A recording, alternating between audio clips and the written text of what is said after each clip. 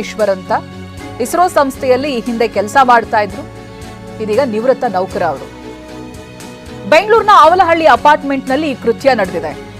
ವರ್ಚೋಸೋ apartment ಅಂತ ಇಲ್ಲಿ ದಂಪತಿಗಳು ವಾಸವಾಗಿದ್ರು. ಬಟ್ ಪತ್ನಿ ಸಂಧ್ಯಾರನ್ನ ಉಸಿರುಗಟ್ಟಿಸಿ ಪತಿ ಹತ್ಯೆ ಮಾಡ್ತಾರೆ.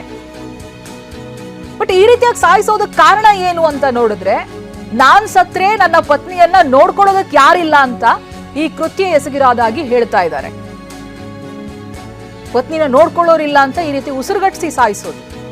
ಇಸ್ರೋ ಸಂಸ್ಥೆಯ ನಿವೃತ್ತ ನೌಕರ ತನ್ನ ಪತ್ನಿಯನ್ನ ಉಸಿರುಗಟ್ಟಿಸಿ ಸಾಯಿಸಿದ್ದಾರೆ.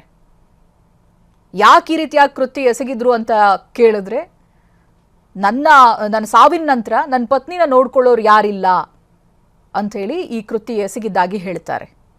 ನೋಡಿ, ಗಮನಿಸ್ತಾ ಇದ್ದೀರಲ್ಲ, ಅಪಾರ್ಟ್ಮೆಂಟ್ ಇದೇ ಅಪಾರ್ಟ್ಮೆಂಟ್ನಲ್ಲಿ ಇಬ್ರು ಕೂಡ ದಂಪತಿ ವಾಸವಾಗಿದ್ರು. ಹತ್ಯೆಯಾಗಿರುವಂಥ ಪತ್ನಿ ಸಂಧ್ಯಾ ಫೋಟೋಸ್ ಗಮನಿಸ್ತಾ ಇದ್ದೀರಿ. ಇಷ್ಟು ವರ್ಷಗಳ ಕಾಲ ಜೊತೆಯಾಗಿದ್ದವರು ತನ್ನ ಪತಿಯಿಂದಲೇ ಸಾವಾದ್ರು.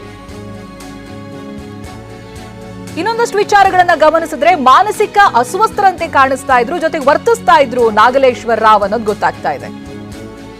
ನಾನ್ ಸತ್ರೆ ನನ್ನ ಪತ್ನಿನ ಯಾರು ನೋಡ್ಕೋತಾರೆ, ಯಾರು ಸಂಬಂಧಿಕರಿಲ್ಲ, ಆಕೆಯ ಮುಂದಿನ ಜೀವನ ಹೇಗೆ, ಹಾಗಾಗಿ ಪತ್ನಿಯನ್ನ ಕೊಲೆ ಮಾಡಿದೆ ಅಂತ ಪತಿ ನಾಗಲೇಶ್ವರ್ ಹೇಳ್ತಾ ಇದ್ದಾರೆ. ಪ್ರಾಥಮಿಕ ವಿಚಾರಣೆ ವೇಳೆಯಲ್ಲಿ ನಾಗಲೇಶ್ವರ್ ಈ ರೀತಿಯಾಗಿ ಹೇಳಿಕೆ ಕೊಟ್ಟಿದ್ದಾರೆ. ಇನ್ನು ಇವರಿಬ್ರು ದಂಪತಿಗೆ ಓರ್ವ ಮಗಳು ಕೂಡ ಇದ್ದಾರೆ, ಅವರು ಅಮೆರಿಕಾದಲ್ಲಿ ಇದ್ದಾರೆ ಅನ್ನುವಂಥ ಮಾಹಿತಿಗಳು ಗೊತ್ತಾಗ್ತಾ ಇದೆ. ಇನ್ನೀಗ ಆರೋಪಿಯನ್ನ ಬಂಧಿಸಿ ಕಾಕಿ ವಿಚಾರಣೆಯನ್ನ ಕೂಡ ನಡೆಸ್ತಾ ಇದ್ದಾರೆ. ಅವಲಹಳ್ಳಿ ಪೊಲೀಸ್ ಠಾಣೆಯಲ್ಲಿ ಪ್ರಕರಣ ದಾಖಲಾಗಿದೆ.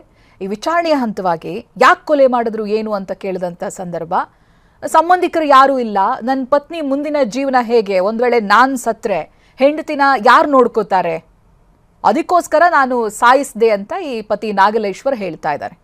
ಮಾನಸಿಕ ಅಸ್ವಸ್ಥ ರೀತಿಯಾಗಿ ವರ್ತಿಸ್ತಾ ಇದ್ರು ಈತ ಅನ್ನುವಂಥ ಮಾಹಿತಿಗಳು ಕೂಡ ಗೊತ್ತಾಗ್ತಾ ಇದೆ.